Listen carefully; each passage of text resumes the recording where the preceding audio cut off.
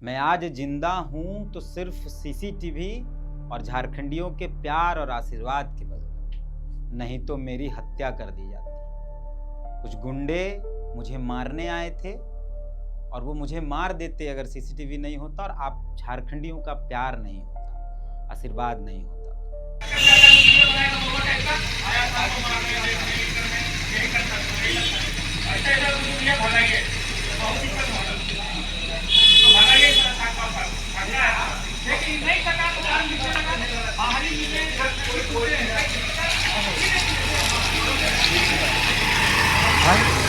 तारीख 25 जून 2025, दिन के लगभग 12:57। 3 लोग मेरे पास आते हैं, मुझे धमकी देते हैं कि वीडियो मत बनाओ और किसी के खिलाफ मत बोलो। तुम बहुत बड़ा अगर झारखंडी है या झारखंडी पत्रकार है या हितैषी है तो सब बंद कर दो, नहीं तो तुम्हारे लिए अच्छा नहीं। आज तो 3 लोग आए हैं, कल को ज्यादा लोग आएंगे और जहां मिलोगे वहीं मारेंगे। ये बात कहकर लोग जाते हैं, बातचीत हो जाती है, वो चले जाते हैं। उसके बाद वो लगातार मेरे खिलाफ कुछ ना कुछ लिखते ही रहते हैं। तो मेरी आदत है कि हम तो जवाब देंगे क्योंकि हम गलत नहीं। फिर वो लोग 26 जून की रात लगभग मतलब शाम लगभग 7:45 बजे आसपास 7:50 आसपास मुझे फोन करते हैं। मुझे माँ बहन की गालियां देते हैं, मुझे गालियां देते हैं। तुमको मारने आ रहे हैं, तुम कहाँ है बताओ। तो मैंने बहुत अच्छे से कहा कि मैं अपने ऑफिस में। तो कहें कि आता हूँ, रुको। फिर वो फोन काट देते हैं। फिर 5 मिनट 2 में बात करते हैं, मुझे बुलाते हैं तुम यहाँ आओ। मैं बोल दो मैं नहीं जाऊँगा, तुमको आना तुम आओ। फिर गाली गलौज होता है। उसके बाद फिर वो लोग मेरे ऑफिस कार्यालय के बाहर आ जाते हैं। सीसीटीवी के उस सर्कल और रेंज के अंदर वो लोग नहीं आते। जानते हैं क्यों? क्योंकि उनकी तस्वीरें सामने आ जाती है। हालांकि 25 तारीख को जब वो आए थे तो सीसीटीवी में आए हैं, लेकिन 26 तारीख को सिर्फ उनका पैर आया, क्योंकि उनको पता है कि यहाँ तक ही सीसीटीवी का रेंज आता है। यानी 25 को वो रेकी करने ही आए थे, सब कुछ देखने आए थे। 26 तारीख को वो आते हैं, गाली गलौज करते हैं ऑफिस के बाहर, बहुत अभद्र भाषा का इस्तेमाल करते हैं। मेरी माँ को गाली देते हैं, मार देंगे, काट देंगे, तुम बहुत बड़का झारखंडी पत्रकार हो गया है, ये वो बहुत कुछ ऐसी भाषाओं का इस्तेमाल करते हैं। मेरे लैंड ओनर को धमकी देकर जाते हैं कि इसको खाली कराओ नहीं तो ठीक नहीं होगा, इसको खाली कराइए नहीं तो ठीक नहीं होगा, एकदम ठीक नहीं होगा। ऐसी भाषाओं का ऐसा इस्तेमाल करके, ऐसी चीजों का जिक्र करके वो जाते हैं।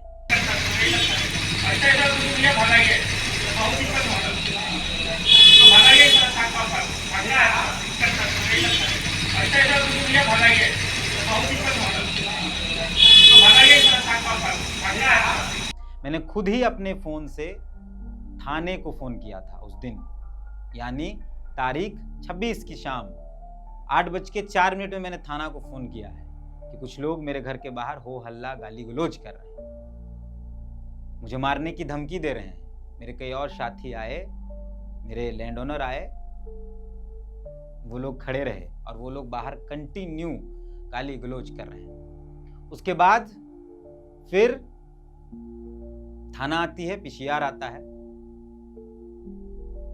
उनको रोका जाता है, उनको भेज दिया जाता है और वो लोग थाना चले जाते हैं और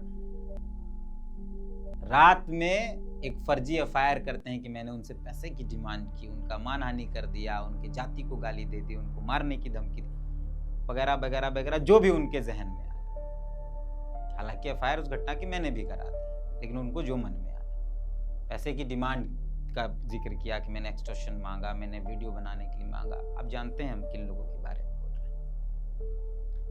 अब सवाल यह है कि जो लोग खुद को बहुत पाक साफ बता रहे थे, जो ये कह रहे थे कि हम बहुत साफ सुथरे व्यक्ति हैं, हमने इसको बनाया, हमने इसको बनाया, शायद वो यह नहीं बताएं कि उन्होंने कई गुंडे पाल रखे। हालांकि सीसीटीवी फुटेज मेरा बॉडीगार्ड बना, क्योंकि हमको गुंडा पालने के लिए पैसा नहीं है मेरे पास। झारखंडी आदमी है, 10-12 हज़ार में गुंडा नहीं पाल सकते थे, तो सीसीटीवी फुटेज मेरा बॉडीगार्ड बना। अगर वो सीसीटीवी फुटेज नहीं रहता तो मैं यहाँ नहीं होता। या तो अस्पताल में होता या तो शमशान में होता।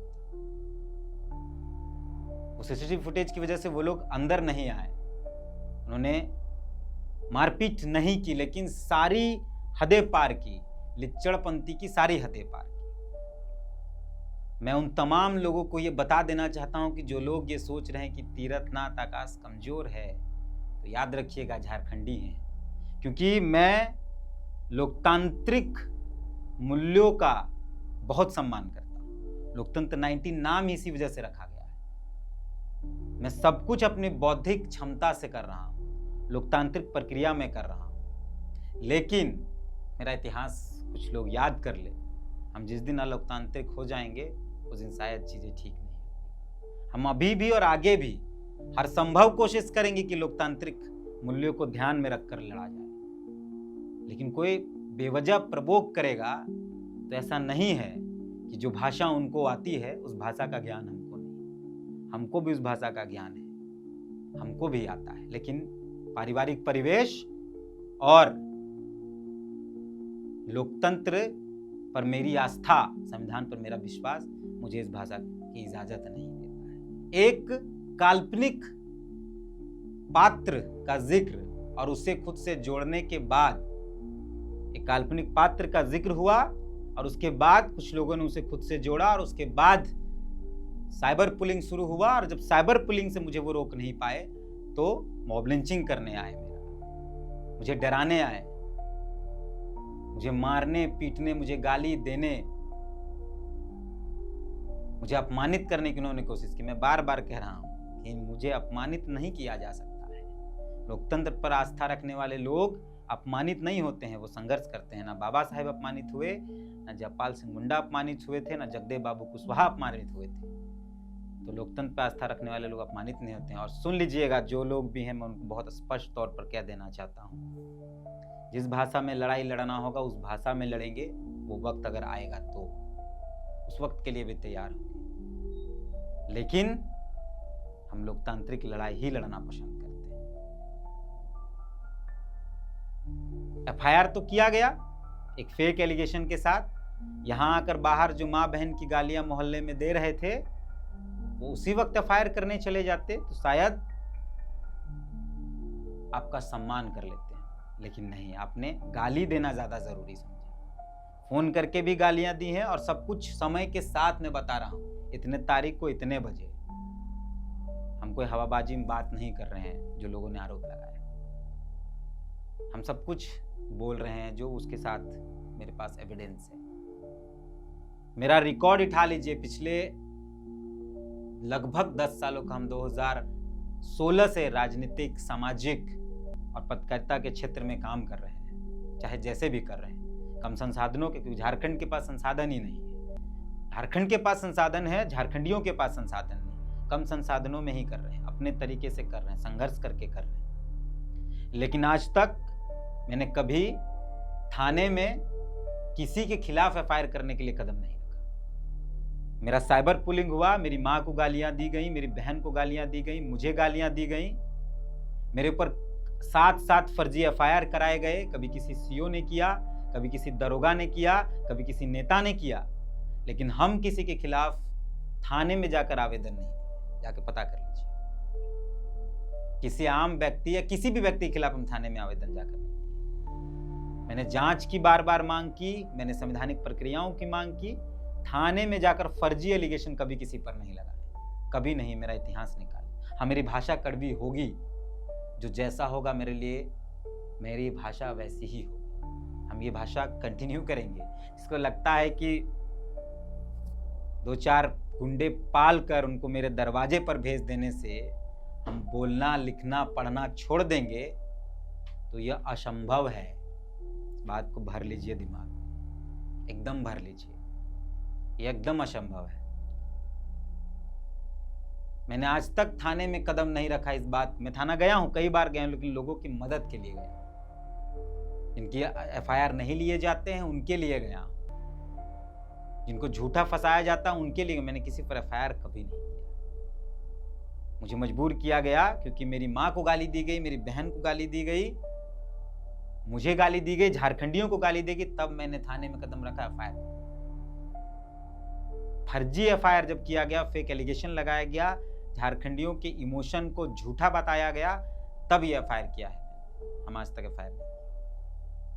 इस वीडियो पे बहुत नहीं बोल पाएंगे, ऐसा नहीं कि हम दुखी हैं या तकलीफ में, ऐसा नहीं है।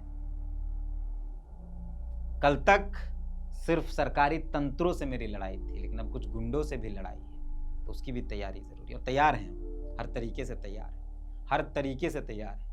जैसा जवाब चाहते हैं वैसे ही जवाब मिलेगा, लेकिन हम शुरुआत कभी नहीं करेंगे। अगर किसी को लगता है कि हम लड़ना नहीं जानते हैं, तो आपको बता देते हैं कि हम लड़ाई की शुरुआत भले ही ना करें, लेकिन अंत हम अपने तरीके से करेंगे। जिस दिन हमको लगा कि हमको कर देना चाहिए, अब इस लोकतंत्र से मेरी आस्था समाप्त हो गई है, मुझे भी वह रास्ता अपनाना पड़ा जो रास्ता कल गुंडों ने अपनाया है, तो हम वो भी अपना सकते हैं। और उनके नेता, उनके गुरुजी और उनके मसीहा को भी बता देना चाहते हैं कि मुझे मिटा दे या मेरी आवाज को बंद कर दे, वैसा कोई बना ही नहीं है। हमको मार सकते हैं, हमको फर्जी एलिगेशंस पे जेल भेज सकते हैं, हमको लाश बना सकते हैं, लेकिन चुप नहीं करा सकते हैं। हम बोलेंगे। मेरा इतिहास निकाल लीजिए, बहुत शोषण सहा है इस राज्य ने, और अगर उस शोषण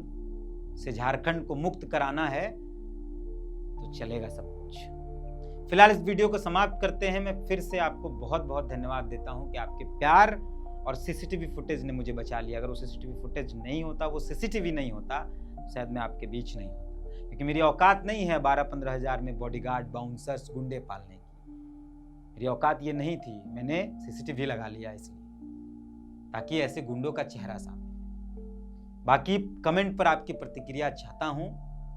ये कोई खबर नहीं थी, किसी के लिए चेतावनी थी, किसी को जानकारी देनी थी कि तीर्थनाथ आकाश लोकतांत्रिक मूल्यों का इस्तेमाल करके लोकतांत्रिक प्रक्रिया से अपनी बात रखता है।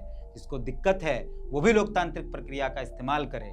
अगर अलोकतांत्रिक प्रक्रियाओं का इस्तेमाल होगा तो ऐसा नहीं है कि हमको वो नहीं आता है, लेकिन हम अंतिम समय तक बर्दाश्त करना चाहते हैं। और बर्दाश्त की सीमा जिस दिन खत्म होगी, उस दिन जो होगा शायद वो रोक नहीं पाएंगे आप, शायद वो नहीं रोका जा सकता है उसको। इसलिए हम हाथ जोड़कर विनती करते हैं